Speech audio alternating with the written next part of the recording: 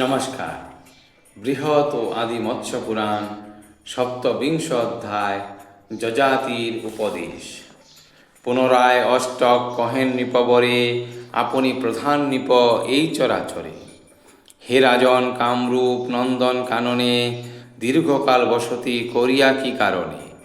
তাহাতে যে ধরাতলে করিলেন গতি, আমাদের কাছে তাহা বলুন সম্প্রতি। যজাতি কহেন জ্ঞাতি সুহৃদরা স্বজন, নির্ধন ব্যক্তিকে যথা করয়ে বর্জন। তেমনি অমরগণ ক্ষীণ পুণ্য নরে, স্বর্গ হইতে অবিলম্বে পরিত্যাগ করে। অষ্টক কহেন কি প্রকারে জনগণ, তথা ক্ষীণ পুণ্য হয় করুণ কীর্তন। যজাতি কহেন স্বর্গচ্যুত নরচয়, ক্ষেত করি ক্ষিতির তলে নিপতিত হয়। ইহা ভৌম নরক নামেতে অভিহিত, অখাদ্য কুখাদ্য মাংস খায় অবিরত। রজবীর্যযুক্ত হইয়া পুনধয়ে কায়, কর্ম অনুসারে নানাবিধ যৌনি পায়। বারে বারে লভে তার জনম মরণ, নিজ কর্মে যাতায়াত না হয় খণ্ডন। অষ্টক কহেন হে রাজন জীবগণ, মানব উদরে করি জনম গহন। অন্য কেহ ধারণ করিয়ে অতঃপরে, কিংবা নিজ ইচ্ছা মতো দেহ লাভ করে। ইহাতে আমার মনে বড়ই সংশয়, কৃপা করি ছেদন করুণ মহাশয়। কি প্রকারে এই গর্ভ লাভ করে কায়, চক্ষু কর্ণ চৈতন্যাদি কেমনে বা পায়। সকল উত্তর আপনার অবগত, এতএব কীর্তন করুণ যথাযথ। নৃপ কহে কহি তবে যা আমি বিদিত, বীর্যের সংযোগ হইলে পুষ্পের সহিত। তখন তাহাতে হয় গর্ভের সঞ্চার, জীব তথা তন্মাত্র করয় অধিকার। অতঃপর ধীরে ধীরে গর্ভবৃদ্ধি পায়, ক্রমেতে মানব আকারে পরিণত তায়। জীবগণ সুকৃতি দুষ্কৃতি অনুসারে, পুণ্য পাপানুসারিণী যৌনি লাভ করে। জগৎ মাঝারে যত পুণ্যার্থী নিশ্চয়, অবশ্য পবিত্র যৌনি করেন আশ্রয়। আর যারা পাপকারী পাপ যৌনি ধরে, পশু পক্ষী কীটাদিতে জন্ম লাভ করে। পুনরায় অষ্টক কহেন হে রাজন, তপস্যা ও বিদ্যা দ্বারা মত্তবাসীগণ কেমন করিয়া দিব্য জ্ঞান লাভ করে, ক্রমে ক্রমে দিব্য লোক লভে কি প্রকারে।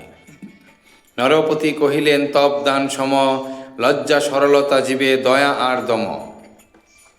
এই সপ্ত গুণাধারী হয় পুণ্যবান, এই সপ্ত গুণ হয় স্বর্গের সোপান। মানবের তমগুণ আর অহংকার, এই সপ্তগুণে সদা করে পরিহার। যাহারা সামান্য মাত্র করি অধ্যয়ন, নিজেকে খণ্ডিত রূপে করয়ে গণন। আপনার বিদ্যাবল করিয়া প্রকাশ, অপরের যশ সেবা করয়ে বিনাশ। যেই লোকে তাহারা করুক অবস্থান, কখনো ব্রহ্মফলে নহে লাভবান।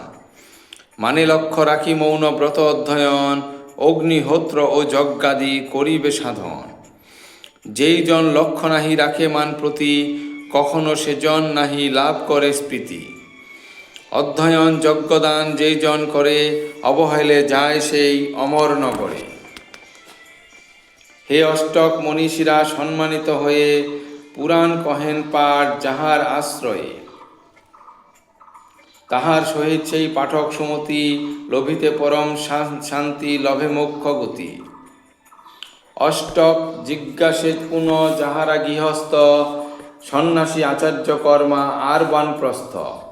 সৎপথে রহি ধর্মচরণেতে মতি, কি প্রকারে করিবেন দেবলোকে গতি।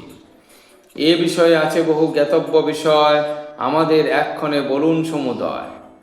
যজতি কহেন ব্রহ্মচর্যের সাধক, সম্যক করেন হোম বেদাদি পাঠক। গুরু কর্মে রত সদা হয় ধৃতিমান, গুরু শয্যা ত্যাগ পূর্বে করে গাত্রোত্থান। তার শয়নের পরে করয়ে শয়ন, মৃদুদাস্ত অপ্রমত্ত যার আচরণ। ও সাধ্যায়শীল হয় যেই ব্রহ্মচারী, সিদ্ধলাভ তিনি হইবেন অধিকারী। যেজন ধর্মপার্জিত ধনের দ্বারায়, দেবতা অতিথিগণে সেবেন শ্রদ্ধায়। অপরের ধনে যার লোভ বিদূরিত, গৃহস্থ নামেতে তিনি হন অভিহিত।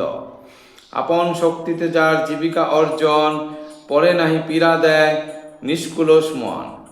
এই রূপে বানা পস্তা শ্রমী মিথ্যাহারী, অবশ্যই সিদ্ধি লাভে হন অধিকারী। যেজন অশিল্পজীবী বিখ্যাতলসায়ী ভবন রহিত একাম্বর পরিধায়ী, সকল বস্তুতে হয় অনাসক্ত মন, লোভহীন জিতেন্দ্রিয় ভিক্ষু সেই জন। কামেতে আসক্ত হইয়া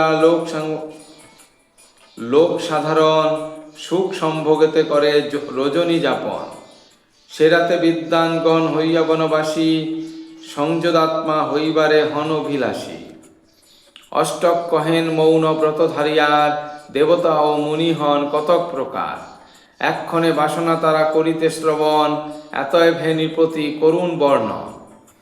যজাতি কহেন যার বাস অরণ্যতে, আর যিনি গ্রাম সদা রাখেন পশ্চাতে। অথবা যেজন বাস করিছেন গ্রামে, পশ্চাতে অরণ্য তিনি খ্যাতমুনি নামে। অষ্টক কহেন বনে বসতি যাহার, কেমন করিয়া গ্রাম পশ্চাতে তাহার। আবার বসতি যার গ্রাম অভ্যন্তরে, অরণ্য পশ্চাৎবর্তী তার কি প্রকারে। কিছু না বুঝিতে পারি আমি এ বিষয়, আর দুই করিবেন আমার সংশয়। নিপক হয় যে মুনির কারণে বিহার, গ্রাম্য ভোগ্য বস্তু করিবেন পরিহার। এরূপে পশ্চাতে গ্রাম হইবে স্থিত, তাহাতে হইবে গ্রাম সম্পর্ক রহিত। অনগ্নি আগত্রমুনি গৃহাদি বিহীন, যাবৎ না পরিধান করেন কৌপিন। ততদিন করিবেক বস্ত্র পরিধান, এইরূপ রহিয়াছে শাস্ত্রের বিধান। যতদিন প্রাণের সম্পর্ক রবে তার, ততদিন করিবেন অবশ্য আহার। অনুরূপে গ্রামে রহিবেন মুনি যত, অরণ্য সম্পর্কে তারা হইবেন বিরত। সকল কামনা তেজি জিতেন্দ্রিয় জন, কর্মতেজি করিবেন মৌনাবলম্বন। অবশ্যই সিদ্ধি লাভ হইবে তাহার, তাহাতে সংশয় কিছু নাহি রহে আর। দীর্ঘকাল ব্যাপী করি ত্রপের সাধন, শরীর করেন কুশ মুনি মহাজন। মাংস রক্ত অস্থি ক্ষয় হইবে যখন, আর তিনি দণ্ডজ্ঞান রহিত তখন। মৌনাবলম্বন তার হয় যে সময়, ইহ পরলোকে হয় জয় সুনিশ্চয়। বৃহৎ ও আদি মৎস্য পুরাণে সপ্তবিংশ অধ্যায়ে যজাতির উপদেশ কথন সমাপ্ত। ধন্যবাদ।